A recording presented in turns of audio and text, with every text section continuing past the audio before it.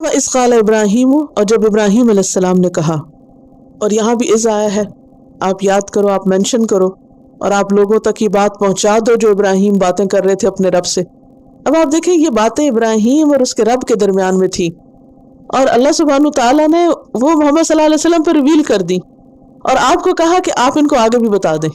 وَإِذْ قَالَ ابراہیم، اور جب ابراہیم علیہ السلام نے کہا، ربی، اے میرے رب، اے میرے رب، میرے رب، اکیلے بات کر رہے ہوں گے نا، اجعل هذا بلدا آمنا، اس گھر کو امن والا بنا دے، اس شہر کو امن والا بنا دے۔ یعنی ابراہیم علیہ السلام نے بچے کو لا کے بسایا، پھر گھر بنایا، اور پھر چونکہ بالکل صحرا تھا، خالی جگہ تھی، تو وہ اپنے رب سے کیا کہہ رہے ہیں کہ میں نے اتنی دور اپنی اولاد کو لا بسایا ہے، یا رب اس جگہ کو آباد کر دے اور اس کو امن والا بنا دے۔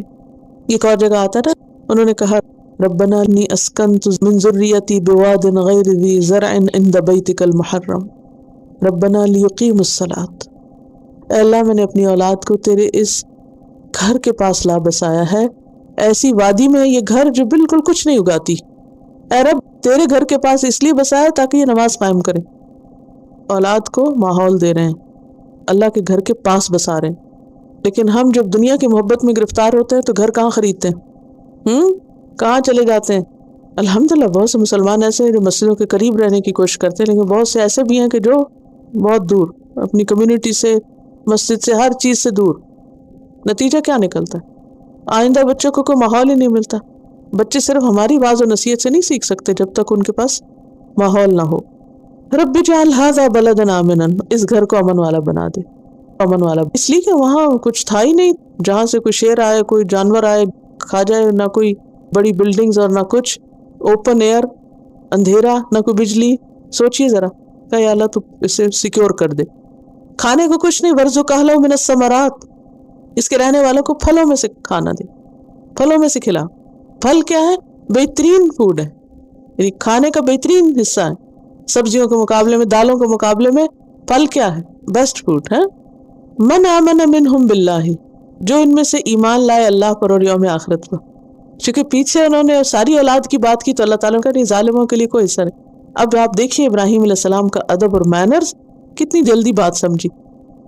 آئندہ جب دعا مانگی تو بہت سنبھل کے کہ اللہ ان میں سے جو ایمان والے ان کو یہ سب کچھ دے، جو نہ مانے بے شک نہ دے۔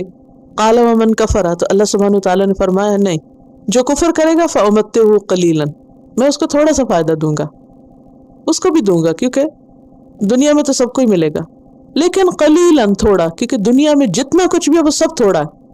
جنت میں کوڑا رکھنے کی جگہ بھی دنیا و مافیا سے بہتر ہے۔ ثم اضطرہ الی عذاب النار، پھر میں اسے آگ کے عذاب کی طرف دھکیل دوں گا، پش کرنا، اضطرہ۔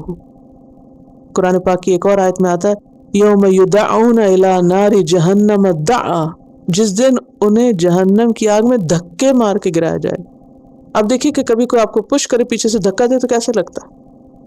کیونکہ جہنم ایسی چیز ہے نا، کوئی جانا نہیں چاہے گا، اور پکڑ کر کے ہم نہ جائیں تو انہیں مجبور کر کے دھکا مار کے گرا دیا جائے گا۔ وبئس المصیر، اور بہت ہی بدترین ٹھکانہ ہے، بدترین جگہ ہے۔ تو اس آیت سے بھی کئی باتیں ہمیں پتہ چلتی ہیں، اور وہ یہ کہ انسان کو اللہ سبحانہ تعالیٰ سے دنیا اور آخرت دونوں بھلائیاں مانگنی چاہیے۔ یہاں ابراہیم علیہ السلام پیورلی دنیا کی بھلائیاں مانگ رہے ہیں، دو چیزیں مانگ رہے ہیں، کون سی؟ امن اور بہترین رزق، سیکیورٹی اور بیسٹ فوڈ، اس میں کوئی حرج نہیں۔ بعض لوگ زہد کس کو سمجھتے ہیں اور دینداری کس کو سمجھتے ہیں؟ نہ کچھ کھاؤ نہ پیو۔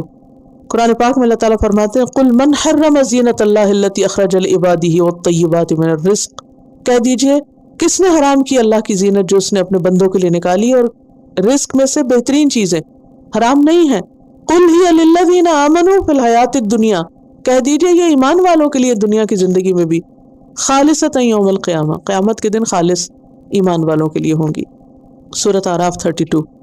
سورۃ المائدہ 93 میں آتا ہے لیس علی الذین آمنوا وعملوا الصالحات جناح فیما طعموا اذا ما اتقوا وآمنوا وعملوا الصالحات، ایمان لا کر اچھے کام کرنے والوں پہ کوئی گناہ نہیں ہے اگر اس میں سے کچھ کھائیں پیئیں، جب تک کہ وہ ڈرتے رہیں اور ایمان لا کر اچھے کام کرتے رہیں۔ ثم اتقوا، پھر ڈریں، وآمنوا، اور ایمان لیں، ثم اتقوا واحسنوا، پھر تقوی اختیار کریں اور احسان کریں، واللہ یحب المحسنین۔ تو اس سے کیا پتہ چلتا ہے کہ ایک طرف انسان کے اندر ایمان، تقوی اور احسان ہونا چاہیے، اور دوسری طرف دنیا کی نعمتوں سے اور اچھی نعمتوں سے فائدہ اٹھانے میں حرج نہیں ہے، ان سے فائدہ اٹھانا چاہیے.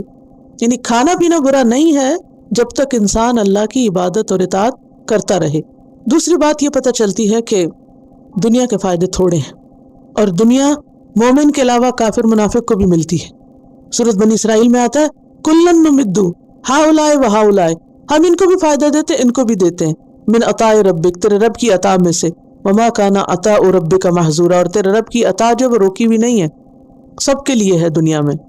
بخاری میں آتا ہے اللہ سے بڑھ کر کوئی صبر کرنے والا نہیں، کہ اللہ لوگوں سے اذیت والی باتیں سنتا ہے جو وہ اس کے لیے اولاد قرار دیتے ہیں، اس کے لیے شریک بناتے ہیں، اور وہ اس کے باوجود ان کو رزق اور عافیت دیتا رہتا ہے. یعنی اللہ تعالیٰ ہر ایک کو دنیا میں دیتا ہے. اور یہ یاد رکھنا چاہیے کہ انسان دنیا میں کھو کر نہ رہ جائے، دنیا کی خاطر اپنی آخرت داؤ پہ نہ لگائے، کیونکہ آخرت کا عذاب بہت سخت عذاب ہے. وَإِذْ قَالَ إِبْرَاهِيمُ رَبِّ اجْعَلْ هَذَا بَلَدًا آمِنًا وَارْزُقْ أَهْلَهُ مِنَ الثَّمَرَاتِ مَنْ آمَنَ مِنْهُمْ بِاللَّهِ وَالْيَوْمِ الْآخِرِ قَالَ وَمَنْ كَفَرَ فَأُمَتِّعُهُ قَلِيلًا ثُمَّ أَضْطَرُّهُ إِلَى عَذَابِ النَّارِ وَبِئْسَ الْمَصِيرُ.